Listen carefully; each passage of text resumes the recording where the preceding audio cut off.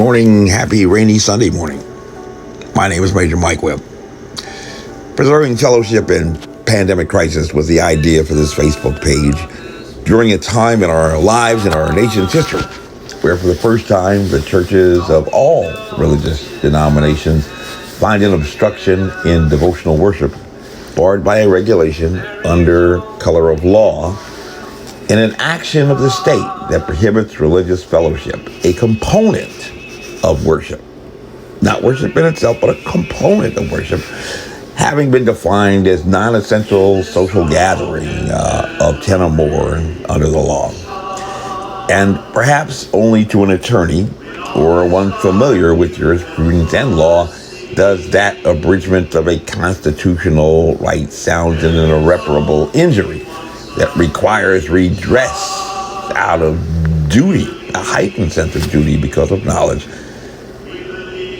as we are here currently engaged in the courts to seek, in accordance with our constitutionally guaranteed rights to equal protection under the law and due process, and arising from our first liberties expressed in the Bill of Rights, lifted directly from the Virginia Declaration of Rights, and a guarantee of liberty in faith, in conscience, the free exercise of religion or conscience, but coupled with a prescription regarding the establishment of a state church, as in a theocracy, which courts have found also in actions that infringe against a church or faith denomination in disparate treatment vis-a-vis others, discrimination, but also in establishment of a secular church.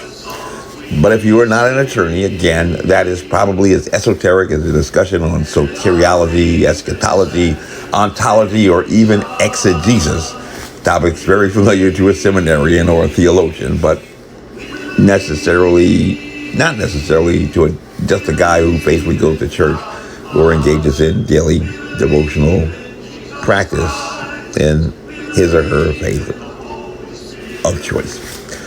And this morning, for the first time, I had both the opportunity to engage in virtual worship, but also a unique fellowship with the members of my church, First Baptist Church of Alexandria, made possible by the wealth of blessings and talent available in my church home, where we are continuing to thrive even through a pandemic crisis.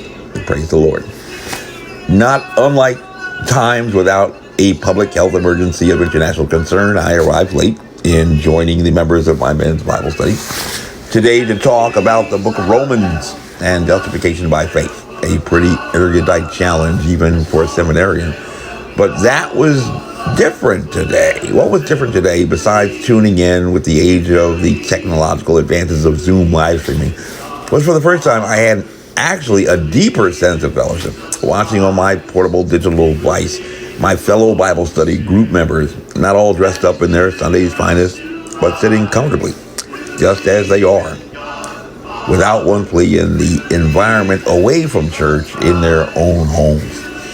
And the distance, ironically, brought what I thought to be a closer fellowship than when we meet under normal conditions together sharing a room.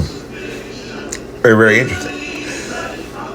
God works in mysterious ways. So if you're wondering if a God in heaven is using even this time to reach us in our lives, I can say from experience with blessed assurance, indeed, he is. But then, even before we transitioned to worship, I happened to jump outside and find a postal carrier truck parked outside our apartment complex making a delivery with religious music sounding from the radio. Very, very odd sight and sound. And I had a delightful short conversation with the mailman delivering a parcel on a Sunday morning with a light touch of rain, who spoke of his religious faith and conviction, even in pandemic crisis, even before I got back to my apartment for live stream worship. The Spirit is truly working, even in this time. And again, for the first time, dealing with my own competing priorities in a pandemic crisis, and I'm sure you have your own, I got the chance to tune in to see the wonder that Pastor Don and the folks at First Baptist Church of Alexandria had erected in the wilderness, an Ark of the Covenant to sustain our flock until that day when we can return in fellowship together. And it was a service themed upon the topic of his sermon on the Ten Commandments. that touched on that bridge of duties to both God and man found in the fifth commandment concerning honoring your mother and your father in faith and family, which we saw many, many images of in live stream worship this morning. But noting that it was that first commandment of recognizing no other gods before our God that formed the foundation from which all others flowed, to dictate not our liberties and freedoms in faith, but our duties in both God, to both God and our fellow man, even if often we find ourselves falling short in sin. And Pastor Don's question was an important question, especially at a time when a state of normalcy has been disrupted, finding some of our other passions, pursuits, goals, and desires literally taken away. Almost like being given a lifeline to eliminate some non-essential choices in our lives on the game show, Who Wants to Be a Millionaire? And I think that in this controlled environment, like a Petri dish in a scientific lab, with the choices remaining, it is not only recognition of one of our most important obligations and duty, but also whether or not we are applying our blessings and talents and abilities to be effective, not in the pursuit of our rights and privileges, but more in fulfillment of our obligations, be it to God, be it to country, be it to family, or whatever is that ultimate priority in your life. Who is your God? How big is your world? Have you made your decision for Christ?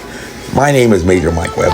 I am running for U.S. Congress with liberty, honor, and excellence. By God, we shall make America great again. Honest.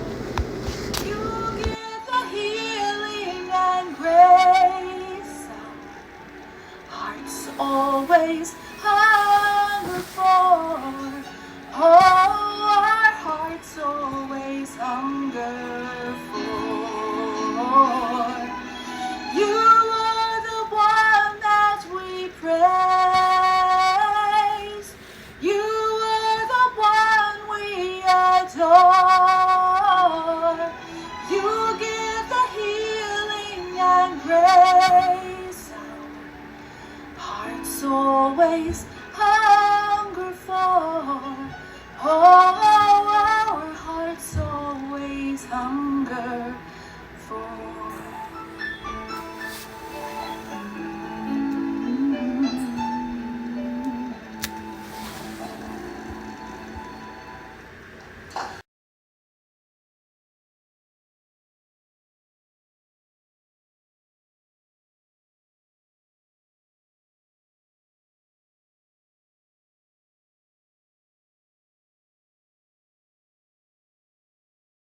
This advertisement was authorized by Mike Webb.